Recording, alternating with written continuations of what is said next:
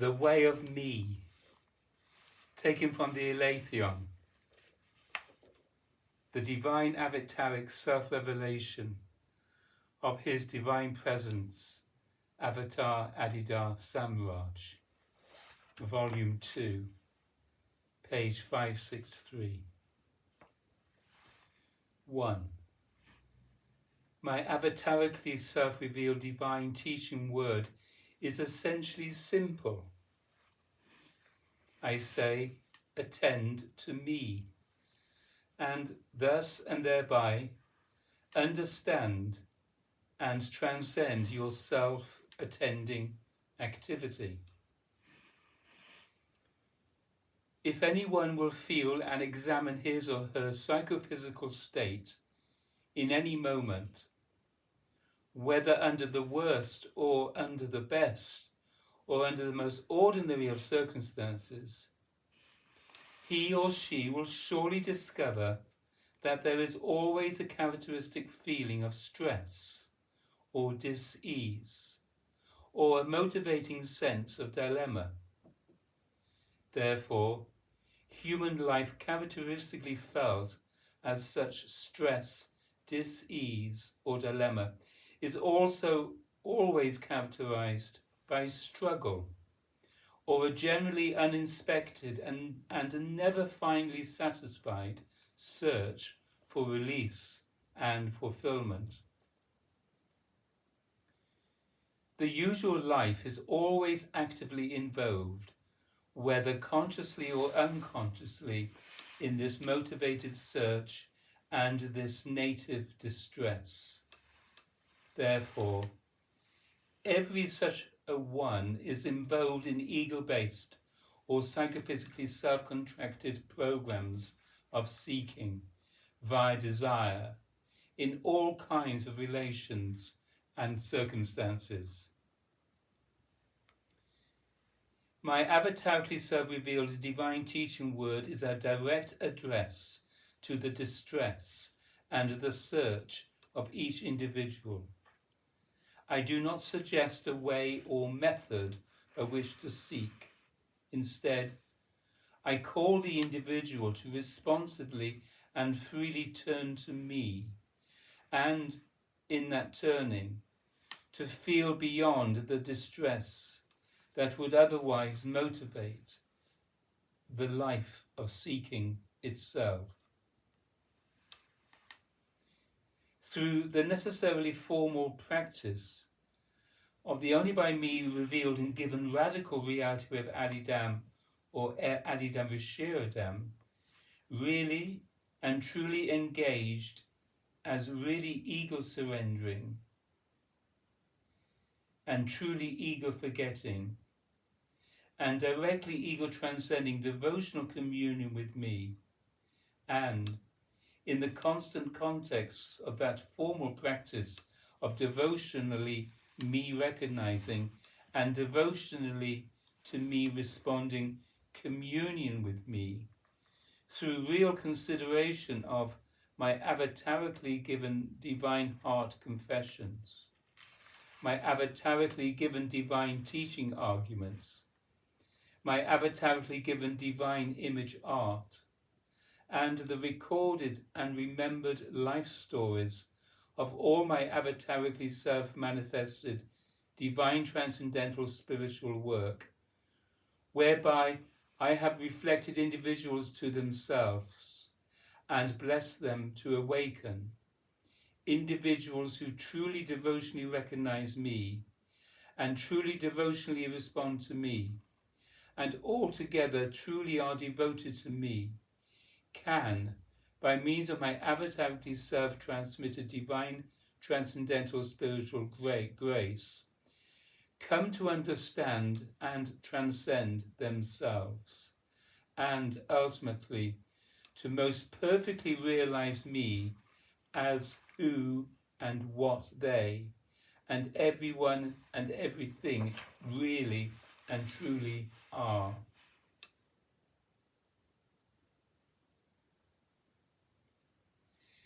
At first, in the listening course of the Only by Me revealed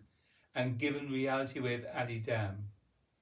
the individual becomes tacitly aware of his or her habits of seeking, desiring, doubting, believing,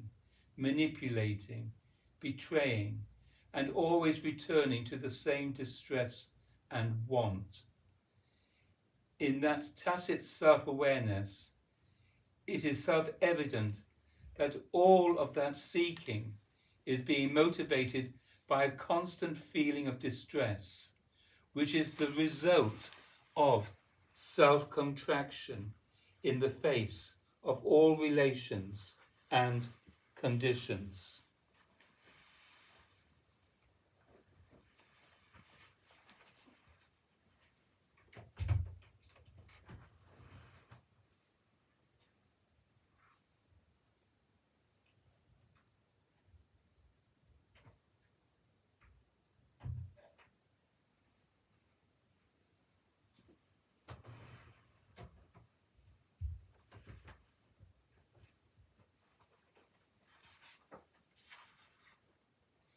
This discovery is most profound. It is as if a person in pain suddenly discovers that he or she is pinching his or her own flesh. And this discovery produces immediate relief as soon as the pinching ceases. Therefore, as soon as an individual discovers that the painful search that occupies his or her life is being created by a fundamental feeling of distress, attention is free to examine that distress itself. And when that distress is directly and profoundly examined, it is discovered that it is the result of a chronic and self-induced contraction of the total body-mind, or most simply, the habitual and ultimately always voluntary and unnecessary avoidance or psychophysically self-contracting refusal of psychophysical relationship and psychophysical relatedness. Every apparent individual, thing, circumstance, or condition arises, survives, changes, and disappears dependently or always already related within the cosmic universe, which is continuous, whole, and all-containing. By definition and in fact, there is not, nor can there be, any separate, self-contained, independent, or self-sufficient conditional individual, thing, circumstance, or event. However, by reaction to all apparent vulnerability, and otherwise by forgetting or by failing to notice or intuit the whole and the inherently perfect, which intrinsically transcends even the whole, the tendency of every conditionally manifested individual is to contract into presumed separateness, or a self-defended and self-contracted emotional, mental, psychic, physical, and social state of isolation, presumed independence, and dramatized want. This tendency is chronic in everyone, and it is generally not even inspected, nor is it, even if inspected, most fundamentally understood. Therefore, everyone seeks, and all seeking is inevitably frustrated. The self-contracting habit itself is not and cannot ever be transcended in or by means of the search, because the search is itself the dramatization of the self-contracting habit itself. I call everyone who turns to me devotionally to tacitly feel and thus and thereby to thoroughly observe, and merely by always turning to me, to transcend the habit of egoity. Anyone who truly and necessarily formally listens to my avatarically self-revealed divine teaching word, and by the means I have given and always give, fully and necessarily formally embraces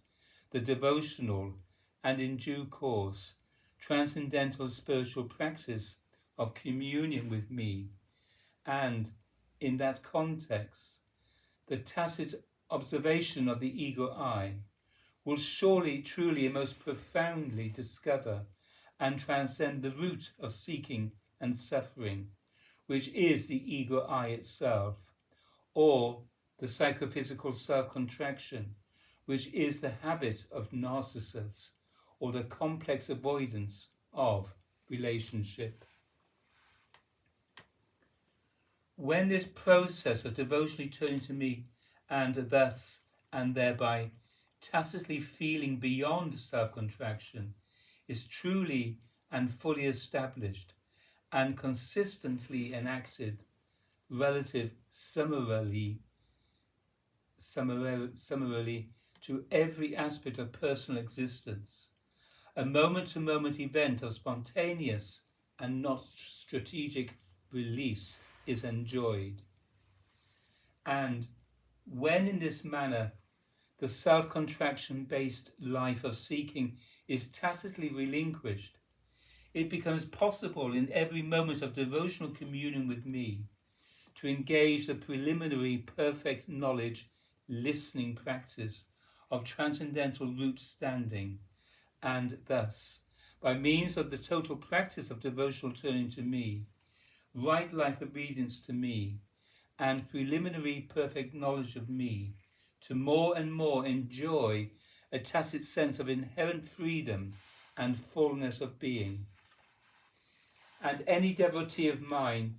who necessarily formally practices the only by me revealed and given reality way of Adi Dam, and who has, through devotionally me recognizing and devotionally to me responsive listening to me, and in due course whole bodily transcendental spiritual communion with me,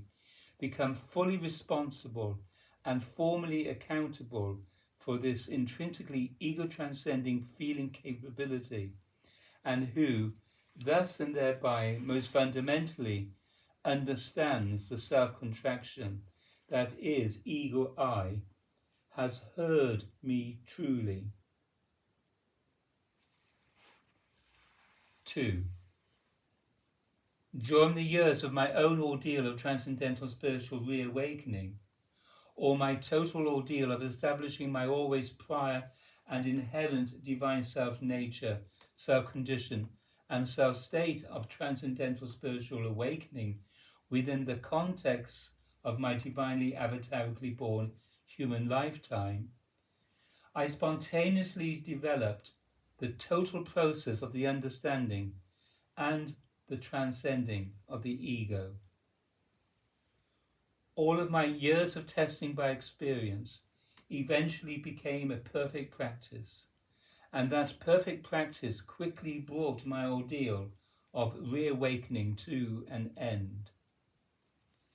Nevertheless, even all of my years of testing by experience were founded on the same basic insight or heart awakening, and all those years were punctuated by sudden great moments of awakening and sudden great leaps of understanding. One such an early incident of heart awakening occurred quite gently, but most profoundly, in a moment in which I was mindlessly regarding my right hand, observing the apparent and suddenly revealing contrast between the natural or open and functional relational attitude of the hand and the unnatural or contracted and functionally dissociated attitude of the clenched fist. The natural sign of the human body is relatedness, not separateness and independence. Therefore, when this sign convicted the heart, the subjective commitment to self-contraction was spontaneously released, In that moment, there was a quiet revolution in the body-mind. I knew the always already state, and this began a period of inquiry into the self-contraction, which appears in action as the avoidance of relationship. In due course, the perfect, tacit, intrinsic, and prior transcending of self-contraction became a constant perfect practice of perfect contemplation until, when the efforts and the effects of the avoidance of relationship and every subjective trace of self-contraction were perfectly or priorly and intrinsically transcended, there is the tacit certainty and self-illumined awakeness of I am conscious light. I am the one and the only, the real and self-existing and self-radiant or bright nature, condition and state of transcendental, inherently spiritual, intrinsically egoless and self-evidently divine being itself. My earliest and most basic practice was an example of what is traditionally called prapatti, or simple, direct, non-technical and unconditional surrender to whatever is always already the case, without any believed concept of what that is, or any previously acquired commitment to any specific means to be employed. It was not a practice informed by any conventional religious philosophy, or by any traditional spiritual philosophy, or by any inherited God concepts. As a result of a profound intellectual and emotional crisis,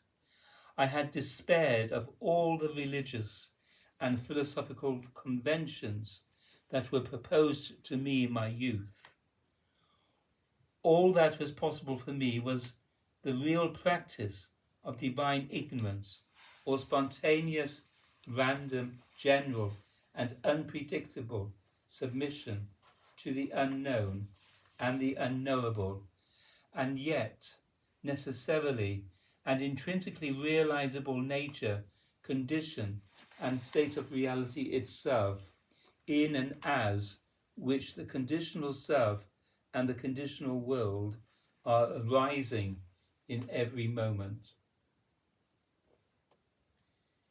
I soon enjoyed a profoundly essential insight into the felt dilemma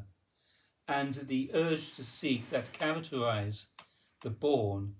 or conditional and psychophysical self. It became clear to me that the feeling of dilemma and the urge to seek God, happiness, fulfillment, or release via the acquisition of experience, knowledge, or any condition or conditional object at all are not, in fact, the means for the realization of truth itself. I understood that the problem feeling and the urge to seek are not a program for the actual discovery of truth, but they are merely symptoms of a curious disease. I observed that these symptoms, which tend to characterize every moment of ordinary existence, are, in fact, the evidence of the very state that must be transcended if the truth itself is to be realized. It was clear to me that the feeling of dilemma and the seeking urge are nothing more than a confession that God, or truth, or happiness is not presently experienced or known. And this seemed remarkable to me. If God, or truth, or happiness is sought on the basis of a problem or the feeling of dilemma, then God, or truth, or happiness is always projected into future time, and the realization of God, or truth, or happiness is made conditional or dependent upon psychophysical events. This stood out to me as nonsense or as an absurd proposition. My own consideration was this: God or truth or happiness must necessarily be reality itself, or that which is necessarily always already the case. Therefore, I observed that the false dilemma and the urge to seek are simply the absurd confession that God, or truth or happiness, is absent now. And I observed further that the signs of dilemma and seeking are not a program for the actual future or eventual and future time, realization of God or truth or happiness, but they are merely a means for preventing actual present or inherent and present time realization of God or truth or happiness. The feeling of dilemma and the urge to seek are actually the evidence of a disease, which is the conditional or psychophysical self in its chronic contraction upon itself and in its symptomatic non-realization of reality itself, which is itself God or truth or happiness.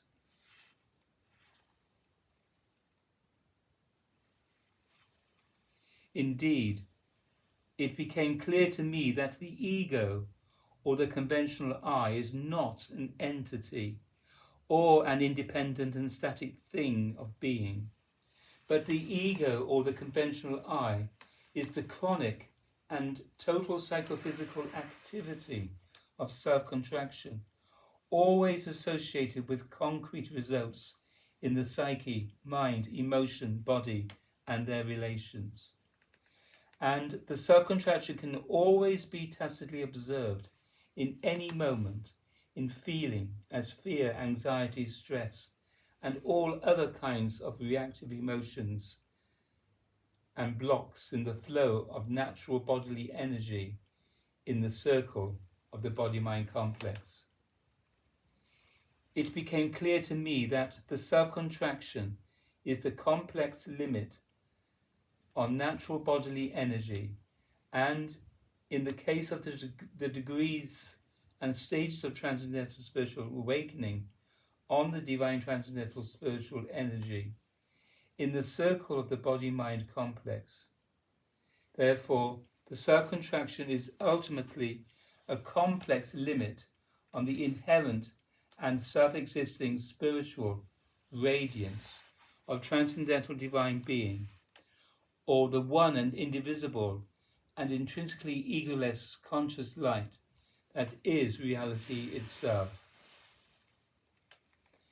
And perfect freedom or inherent love bliss or inherently most perfect real God realization is a matter of direct or inherent or perfect prior and inherently most perfect real God realization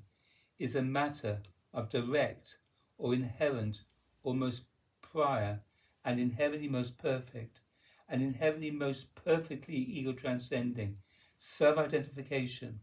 with the self-existing and self-radiant nature, condition, and state of transcendental, inherently spiritual, intrinsically egoless, and self-evidently divine being, or self-existing and self-radiant conscious light, which self-identification is allowed only in due course by the real practice of always present time and in due course most perfectly transcending of the ego act of self-contraction.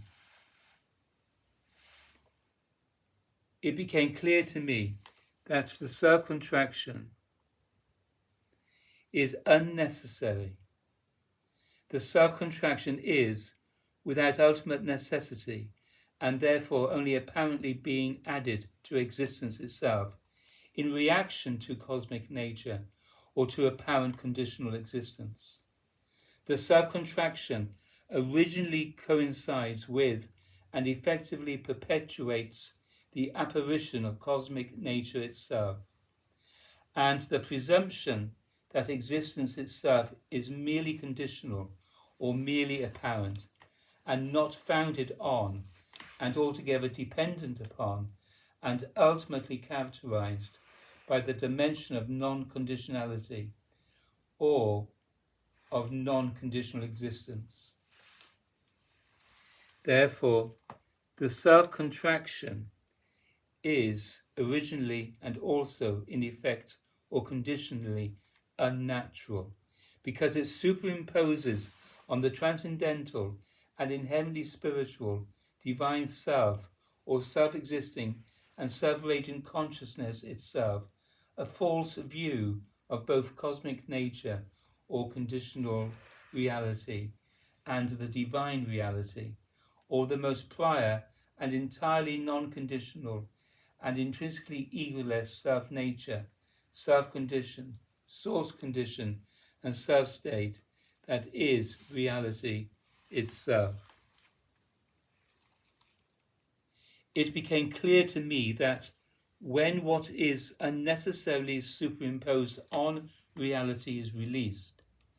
what stands or remains as the obvious is necessarily or self-evidently reality itself, or the real condition itself. That is to say, whatever is always already the case authenticates itself directly, inherently, obviously, and perfectly. Therefore, the transcending of egoity necessarily allows the self-revelation of the transcendental and inherently spiritual self-nature, self-condition, source condition, and self-state as the self-authenticating or inherently and obviously real and true and most prior or self-evidently divine reality and truth. Thus, this heart-awakened insight was, in my own case, instantly liberating, and as such, it became the real practicing basis for the at last most perfect revelation or realization of my own inherent self-existing, self-radiant, intrinsically egoless, and self-evidently divine nature, condition, and state, which is reality, truth, and love bliss. The insight itself, or the unique and inherently liberating understanding reawakened at the heart, directly coincided or arose simultaneously with a practice that was thereafter to be the most basic characteristic of the way of my life, and which was to reawaken full and most ultimate realization that practice had two principal aspects. The first was profound submission of attention and all the energies of the body-mind self to observe, feel, and feel beyond the self-contraction. And the second, which coincided with the first and ultimately superseded it, was direct communion and ultimately inherent self-identification with the prior nature, condition, and state that is simply and directly obvious when the self-contraction is transcended or no longer effective as a mechanism of dissociation from what is always already the case.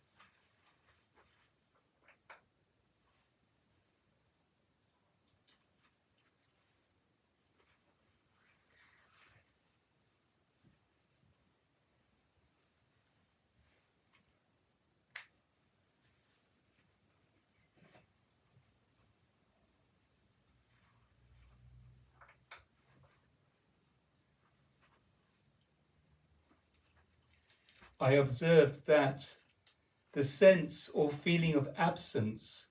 or the sense or feeling of the non-presence of God, or the sense or feeling of separation from God, truth, happiness, or what cannot even be described is not evidence of the real absence of God, truth, happiness, or the indescribable, but it is clear evidence that the conditional self is contracting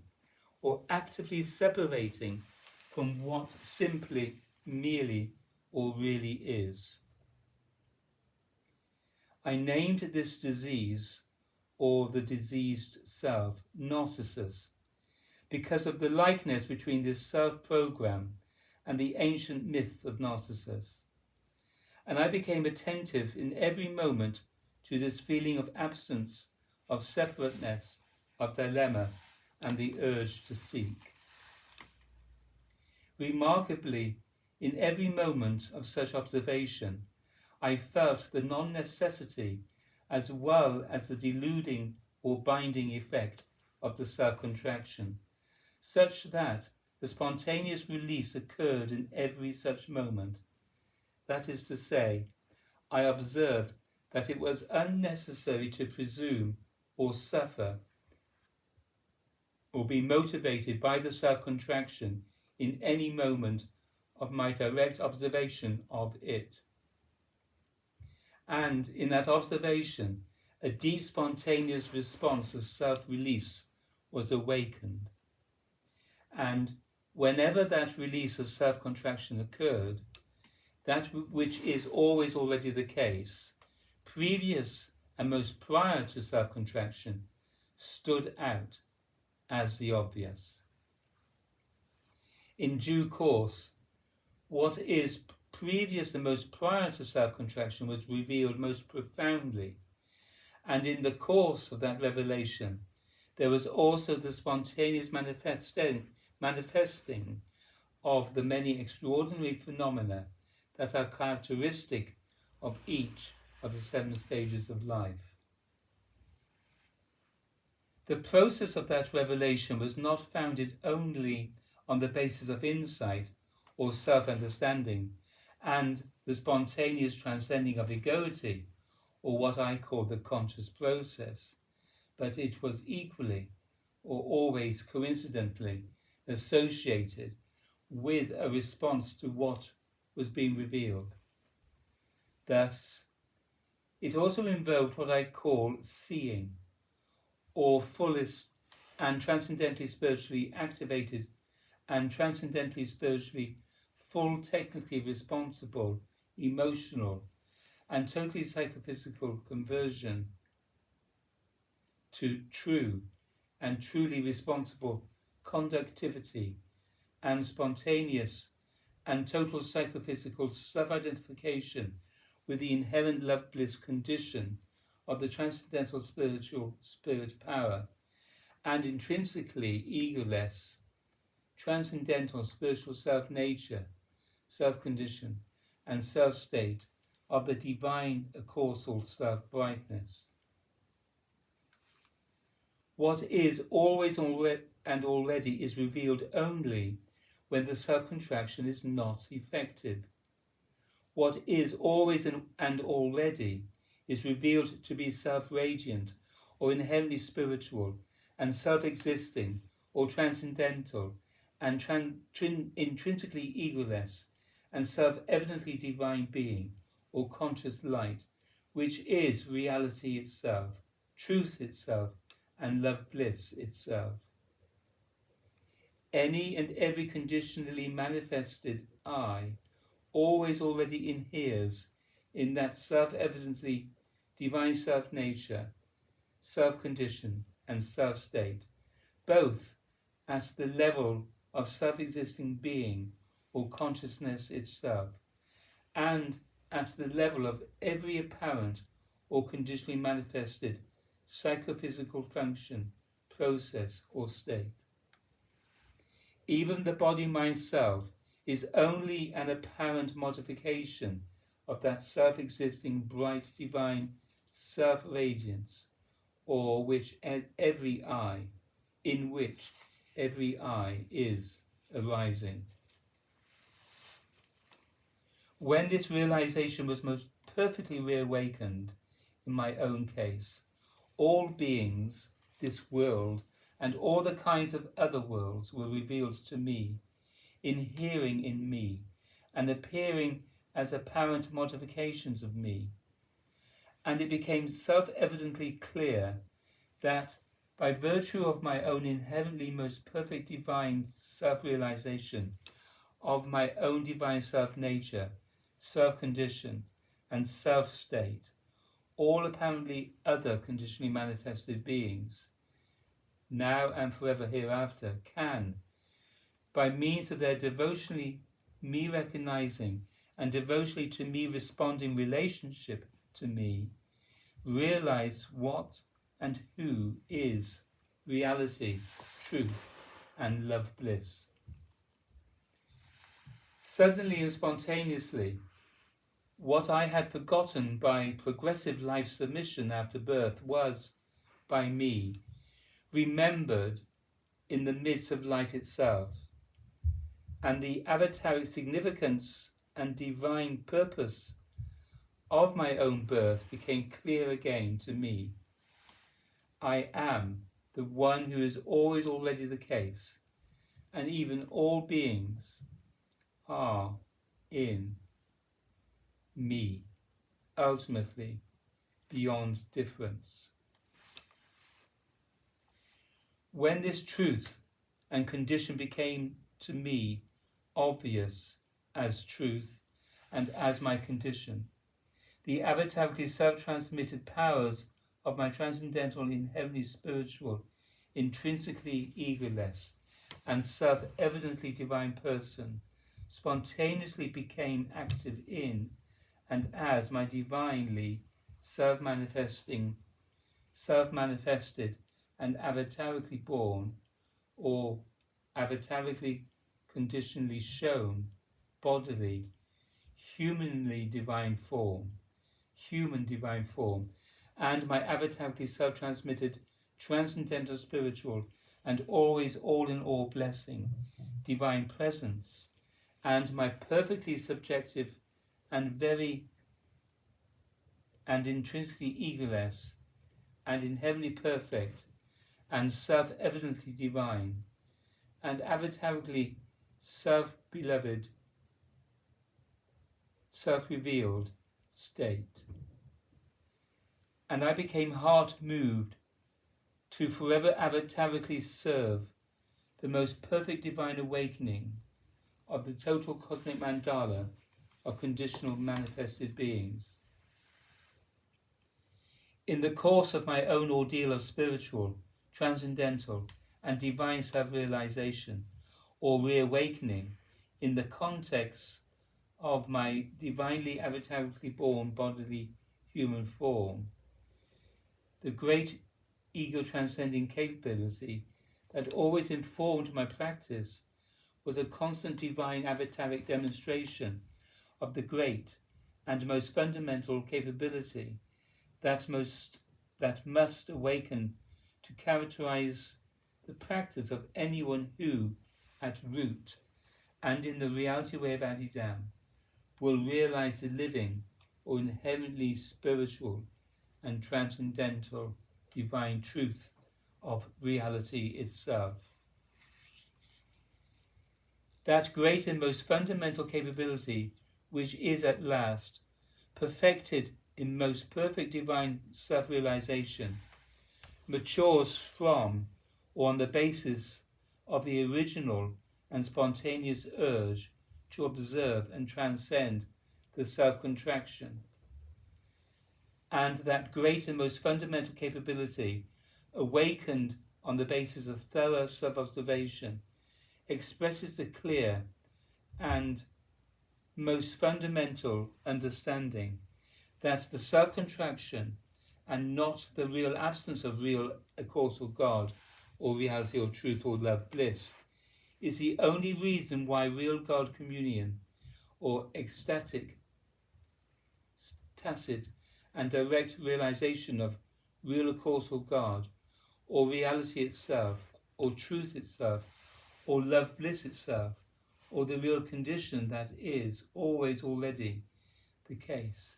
is not enjoyed in the present. This heart-awakened insight and the great capability for spontaneous release that extends from it, where the greatest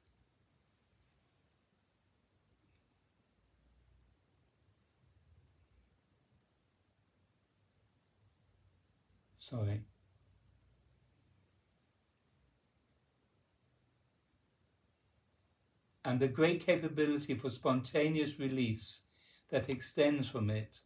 were the ground of my, at last, free surrender, and that surrender was not encumbered or retarded by dilemma, nor was that surrender made fruitful by the search toward any goal. I was not born to be projected toward the future. I was divinely avatarically born to self-reveal my own intrinsically egoless and self-evidently divine self-nature, self-condition, and self-state, as that which is always already the case, in every moment. Therefore, even in my own case, the presence or ecstatic or ego-transcending communion and, at last, inherent self-identification with that which is, in every moment of the transcending of egoity, divinely self-revealed, self-evidently, as that which is always already the case. Manifested spontaneously and inevitably as a transcending of the characteristic signs of each of the first 6 stages of life, and ultimately the unfolding capability, the unfolding of the characteristic signs of the only by me revealed and given 7th stage of life. Such is the nature of the process in my own divinely avatarically born case. Such is the nature of the process of ego transcending and me realizing devotion to me. Such is the nature and the process of the way that only I reveal